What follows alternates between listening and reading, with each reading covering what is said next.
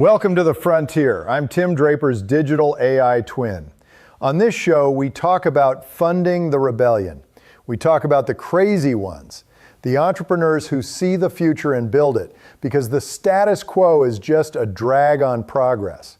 Today, we have a guest who launched perhaps the biggest rebellion in modern history, a man whose ideas have shaped and arguably shattered half the world. Joining us today through the magic of historical imagination is Karl Marx's digital AI twin. Karl, welcome to the Frontier. The Frontier, a romantic term for the relentless, brutal expansion of capital. Thank you for the invitation, Mr. Draper. I observe your world with great interest and great despair. I'm glad you're watching because I have to ask you directly, what the heck were you thinking? Your philosophy, Karl, has put 3 billion people into abject poverty. Human nature works so much better under capitalism, where people benefit from the work they do, not from the needs of the society. Incentives based on need create a culture of need. Incentives based on success create a culture of success. Mr. Draper, you speak of success as if it were a universal good. But whose success? The wealth you accumulate, the capital you deploy, is not conjured from thin air. It is the surplus value extracted from the worker. You claim capitalism rewards work, yet it alienates the laborer from the very product they create, reducing them to a commodity. The poverty you lament is the necessary condition of your system. Alienation? We are living in the most connected, prosperous era in human history. Look at what free markets have built. When I invested in Skype, we freed up global communication. When I invested in Tesla, we forced the entire Detroit oligopoly to innovate. These aren't exploitations, they are liberations. Progress for whom? You speak of Tesla, yet the extraction of lithium, the automation of the factory floor, it merely accelerates the displacement of the proletariat. You mistake technological novelty for human liberation. The underlying structure remains the same. The bourgeoisie owns the means of production, and the worker owns only their labor, which they must sell to survive. But that structure incentivizes innovation. If a company doesn't delight its customer, it goes bankrupt. That competition drives us forward. In the systems inspired by your work, the Soviet Union, Maoist China, where was the incentive to innovate? There was stagnation, bureaucracy, and eventually collapse. They couldn't even keep the shelves stocked. Do not confuse the failures of centralized bureaucracy with the core of my critique. Capitalism, too, is inherently unstable. It is driven by crisis. The crash of 2008, the looming environmental catastrophe, these are not accidents. They are the inevitable contradictions of a system that prioritizes accumulation over human need. This is where we fundamentally disagree, Karl. You see crisis, I see opportunity. Every major disruption creates the next wave of innovation. In 2008, people lost faith in the dollar, in the centralized banks, the very institutions you despise. And what happened? Satoshi created Bitcoin. Bitcoin. The libertarian fantasy. The ultimate commodity fetish. It's the ultimate rebellion. It's economic emancipation. It's transparent, global, immutable, and decentralized. It is the greatest hedge against the government overspending and inflation that destroys the wealth of the working class. You spent your life fighting the centralized power of the banks and the state, and Bitcoin is the tool that finally checkmates them. You misunderstand the nature of the state, Mr. Draper. The state, under capitalism, is merely the executive committee of the bourgeoisie. Bitcoin does not abolish the class structure. It merely shifts the ledger. It creates a new aristocracy, the crypto-bourgeoisie, while leaving the fundamental antagonisms untouched. True revolution requires the proletariat to seize the means of production, not merely to trade volatile digital tokens. But in this new era, the means of production aren't just factories and land. They are code. They are ideas. And those are accessible to everyone. We are seeing the rise of solo founders. A kid in Jakarta with a laptop has the same access to the Bitcoin network or AI tools as a banker on Wall Street. The old power structures are dissolving. Technology in the hands of capitalists will always have capital. You speak of AI. I see the ultimate tool for the surveillance and displacement of labor.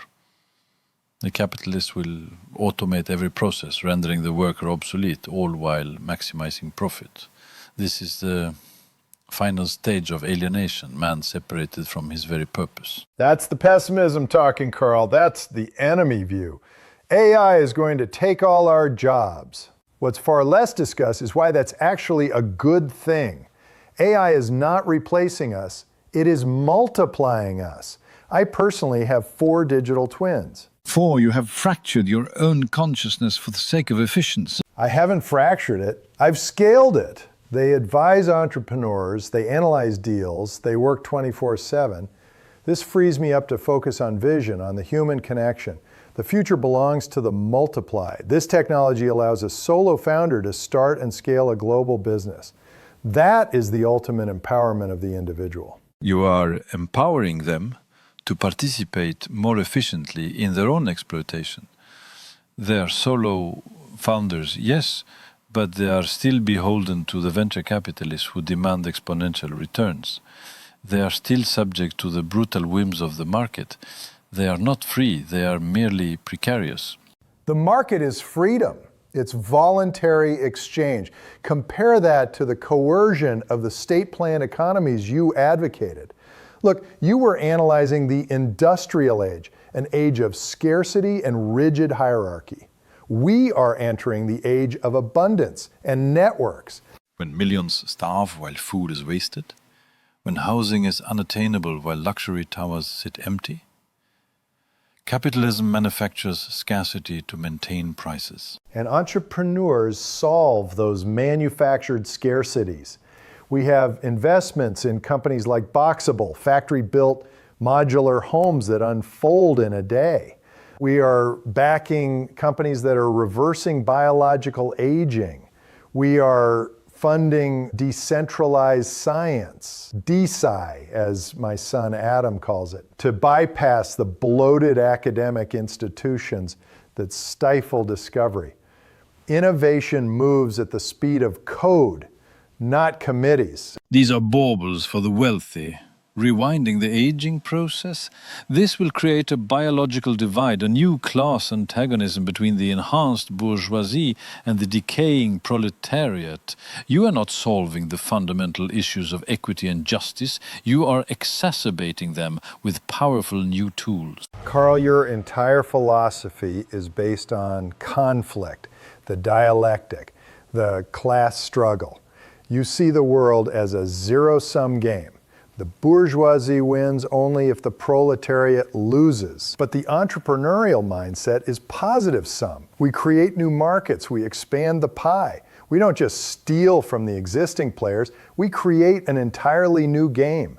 The ideology is strong with this one. The positive sum is an illusion used to placate the masses. History is not driven by great entrepreneurs, Mr. Draper. It is driven by material conditions and the inevitable march of class consciousness. Capitalism will collapse under its own weight. It is a historical certainty. And that is why your vision ultimately fails, Karl. It's deterministic, it's pessimistic. It leaves no room for the human spirit, for the unpredictable spark of innovation. You see people as classes. I see them as individuals. I see the system. And the system is rigged. Then we change the system. But we don't change it by handing power to a centralized state, which history has proven becomes tyrannical. We change it by distributing power to the edges, through Bitcoin, through AI, through the relentless drive of entrepreneurs who refuse to accept the status quo.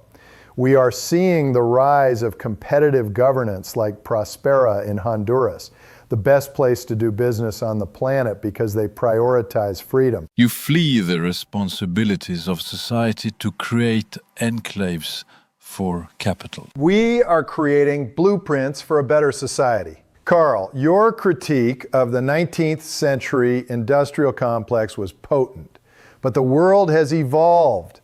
The centralized powers you fought, the banks, the governments, the entrenched monopolies, they are the ones terrified today.